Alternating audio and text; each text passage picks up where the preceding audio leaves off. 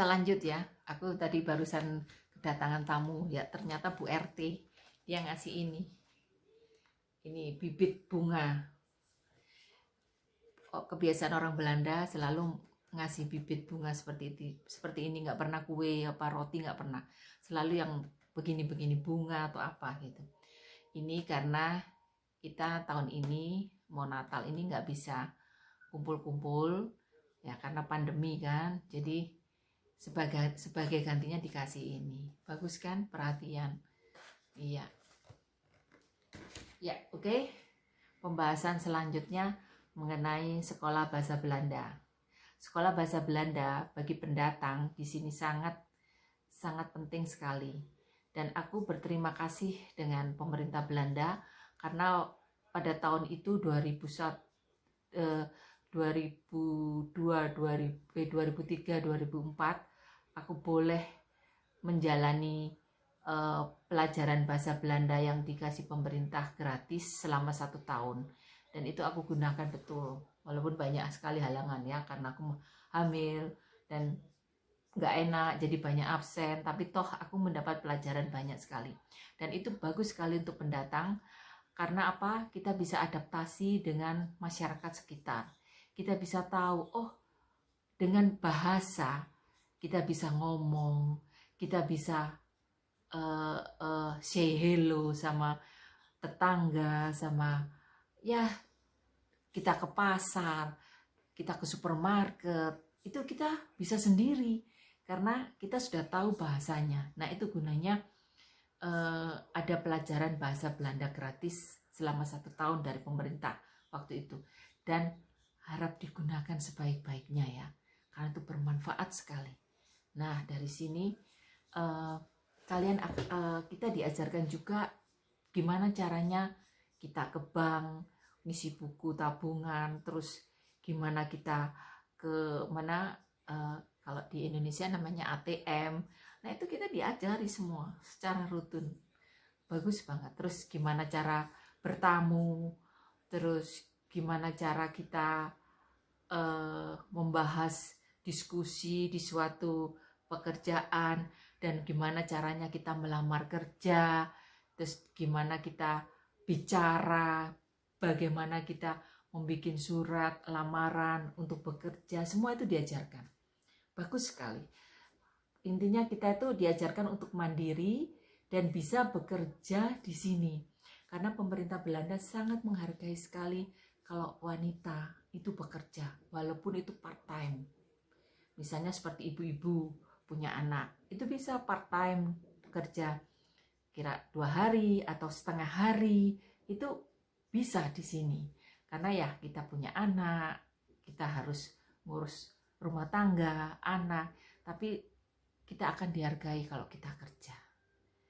Karena kemandirian tuh sangat dijunjung tinggi di sini. Apalagi wanita. Jadi jangan sampai wanita itu 100% tergantung sama pria. Begitu. Makanya pemerintah Belanda sangat senang kalau kita wanita ini juga bekerja. Nah, itu intinya. Dan setelah itu kita diajari juga bagaimana cara ngomong ya, kayak apa? Bahasa Inggris ada present tense, past tense.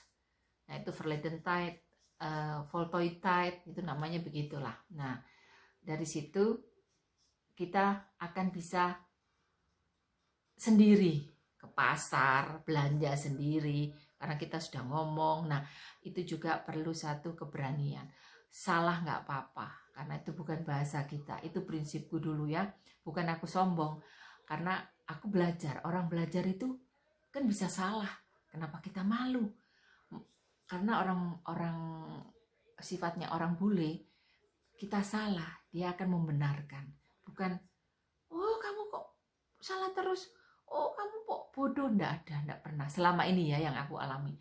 Kalau aku salah ngomong benerinnya juga enak. Oh maksudmu ini ya, kamu mau ngomong seperti ini ya, iya itu yang aku maksud. Jadinya kita nggak akan malu, kita nggak akan minder, tapi kita oh ya aku salah, tadi aku dibenerin seperti itu. Nah itu kita rekam di sini, jangan oh nanti lain kali aku kalau tanya harus seperti dia tadi supaya orang ngerti. Nah gitu, misalnya contohnya seperti itu. Itu sangat bermanfaat. Yang penting itu kita berani, tapi satu, jangan sombong. Kita berani bicara, kita berani bertanya, dan berani bilang tidak. Dan ini biasanya orang Indonesia bilang tidak itu sangat sulit. Karena apa?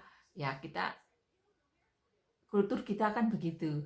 Ya, ge gitu ya. Itu harus belajar. Aku juga belajar loh. Dan aku juga diajari suamiku seperti itu untuk bilang tidak. Kalau kamu memang nggak suka ya kamu bilang aja tidak, jujur gitu ya. Walaupun mungkin itu orangnya nanti, oh kok gini, tapi selama ini orang Belanda pasti bisa nerima omongan kita. Oh ya aku nggak bisa ya karena ini, misalnya aku nggak suka makanan. Oh aku nggak suka makanan itu, maaf ya gitu. Oh ya oke. Nggak ada problem bagi mereka. Bener deh. Asal kita ngomong jujur dan ngomongnya juga jangan langsung to the point gitu, jangan. Walaupun orang Belanda to the point ya, sangat to the point. Kalau bicara, bagi orang yang nggak biasa akan kaget dan merasa tersinggung. Jangan, karena itu sifat mereka, kultur mereka. Ngomong hari ini begini, besok dia sudah lain lagi, sudah nggak inget, udah bagi mereka udah selesai. Aku ngomong kemarin ya sudah, sekarang hari lagi baru lagi begitu. Yang aku pelajari ya dari aku kerja sama dengan orang-orang Belanda selama ini seperti itu.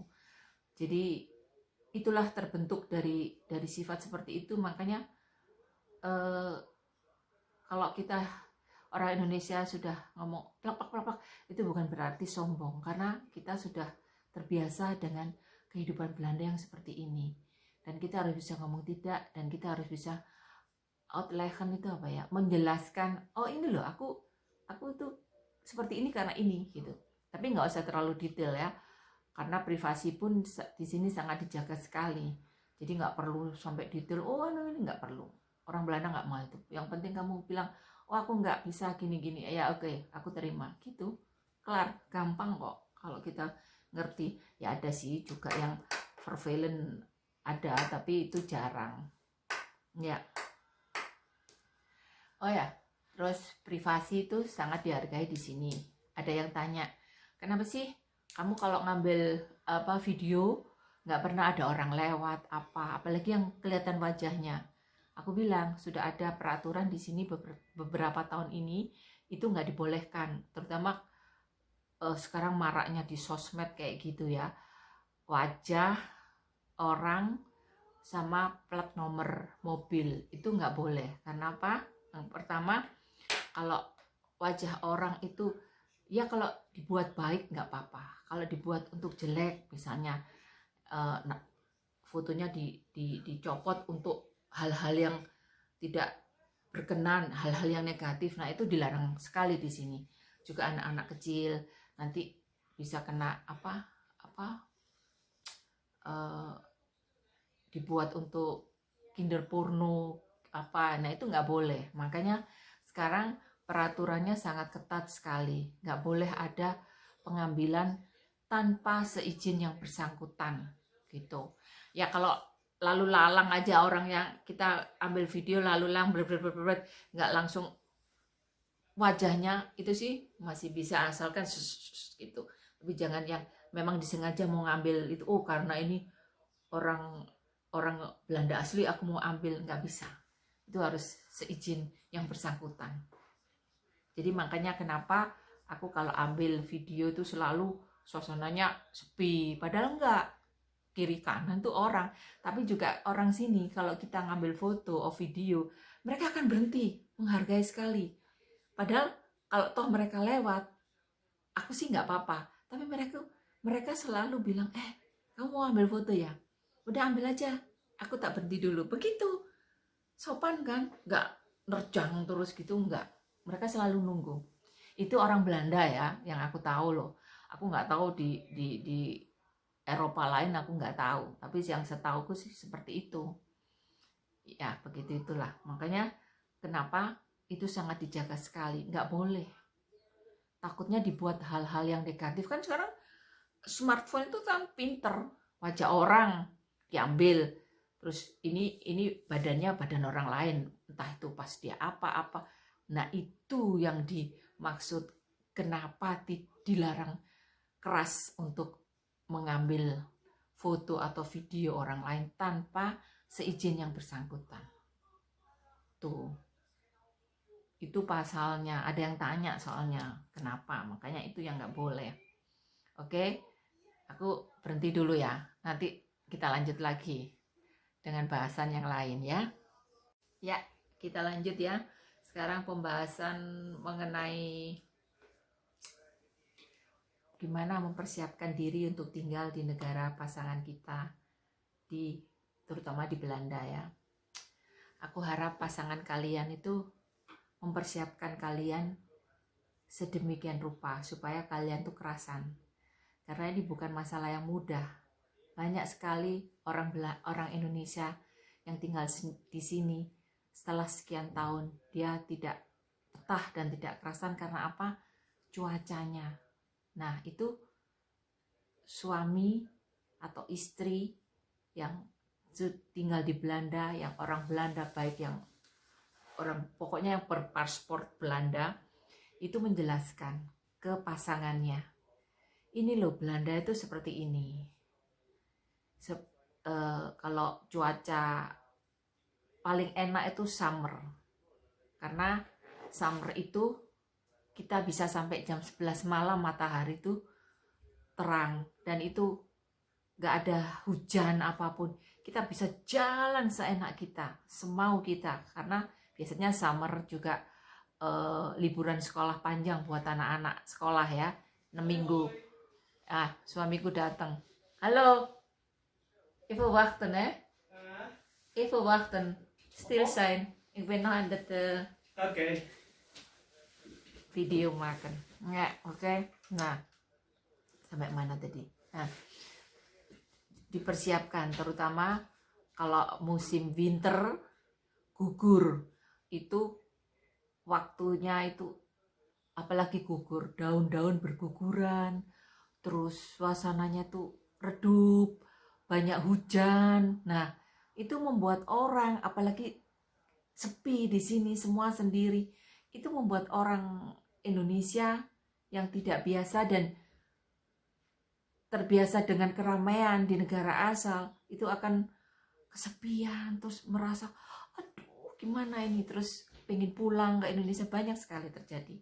Nah, itu sebaiknya pasangan harus menggandeng, menjelaskan, dan mempersiapkan. Bukan saya memuji suami saya ya, tapi saya dulu dipersiapkan seperti itu oleh suami saya. Hal-hal yang jelek yang dia ceritakan ke aku. Jadi sekarang aku seperti ini itu karena sudah ada bayangan sebelum aku tinggal di sini. Karena suamiku sudah menceritakan, dan aku 3 bulan di sini pakai visa turis itu juga sangat bermanfaat. Tapi aku minta nikah dulu ya, aku nggak mau kumpul gitu aja. Itu bukan aku ya. Makanya aku minta sama suamiku, oke, aku mau lihat Belanda pertama kali, tapi kita kawin, tapi kita nikah. Aku nggak mau kalau nggak nikah. Masalah aku nanti kerasan atau enggak, terus kita pisah dalam nama Yesus, jangan ya. Aku siap, aku bilang gitu. Karena aku ingin melihat dulu gimana sih Belanda ini. Kan aku nggak pernah tinggal di sini. Ujuk-ujuk datang tinggal terus langsung kerasan, kan nggak mungkin. Nah, makanya itu perlu pengenalan. Dan juga pasangan itu yang penting sekali menggandeng kita, membentuk kita supaya kuat tinggal di sini. Karena nggak mudah loh, nggak mudah bener. Kalau suami kita nggak bisa mengarahkan, menggandeng kita, itu nggak mudah. Karena jujur ya, kalau kekayaan atau apa di sini itu tidak ada artinya kalau kita nggak kerasan.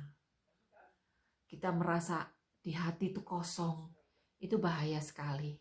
Makanya sebaiknya kalian tanya dulu ke pasangan kalian, gimana tinggal di sini ini, gimana aku harus adaptasi, gimana aku harus mengatasi kesepian. Biasanya orang Belanda kalau di musim sekarang ini kan musim gugur ya, masih itu banyak nonton TV, terus melakukan hobi. Nah, suamiku hobinya bahasa, dia selalu menyibukkan diri.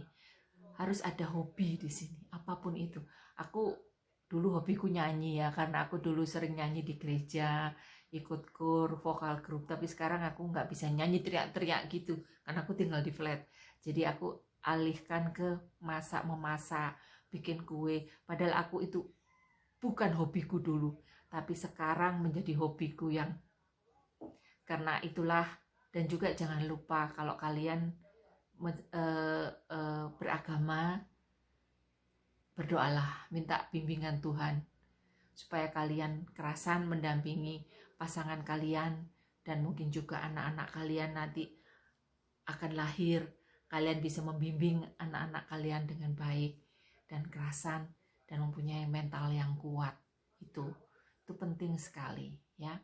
Bahasa juga, jadi kalian bisa punya pekerjaan di sini, punya teman-teman dari berbagai negara, itu bagus sekali, sangat bermanfaat supaya kita nggak merasa kesepian. Dan karena kesepian itu juga ada di dalam diri kita ya, kita juga harus memotivasi diri kita sendiri, terutama juga dengan pasangan kita. Itu yang paling penting adalah kesiapan mental, dan pasangan kita harus menggandeng kita dan menjelaskan, dan kita harus juga mau ya dibentuk sama pasangan kita. Jangan kita melawan, oh nggak mau, aku di negaraku nggak gini kok, jangan. Karena ini Belanda, ini bukan Indonesia, lain sekali. Aku dulu gitu, aku nurut apa yang dibilang suamiku, karena toh untuk kebaikanku. Walaupun aku ini keras ya orangnya, tapi setelah aku nikah, oh ya, aku mikirnya aku sekarang bukan sendiri, aku sekarang punya keluarga, apalagi setelah ada anak, aku harus bisa jadi panutan buat anakku. Bukan yang perfect, bukan, yang penting itu aku bisa gandeng anakku juga, ngarahkan anakku juga, begitu. Itulah seorang ibu, seorang wanita, tugasnya nggak mudah dimanapun kita berada, apalagi di negara orang, di negara 4 musim loh. 4 musim, bayangin, nggak gampang itu. Oke, semoga pembicaraanku, keteranganku ini bermanfaat bagi kalian, dan ada yang bisa dipetik dari cerita-ceritaku ini. Nanti lain kali aku akan mengenalkan bahasa-bahasa Belanda yang lucu-lucu. Misalnya orang Belanda ini satu aja ya. Kita kan kalau ngomong gado-gado ya, lah orang Belanda itu G itu bunyinya gitu. Jadi aku kalau sama orang Belanda bilangnya, kamu mau gado-gado, bilang, kamu mau gado-gado gitu. Lucu ya, awal aku juga gak bisa, sampai sekarang pun kadang-kadang gitu, rasanya gimana, tapi ya harus supaya mereka ngerti gitu. Itulah pentingnya bahasa, adaptasi, dan juga pasangan kita harus bisa menggandeng kita. Oke, sampai di lain waktu lagi kita bahas tentang masalah kultur dan budaya ini, karena banyak sekali yang harus dibahas satu persatu ya. Oke, terima kasih atas semuanya. God bless you.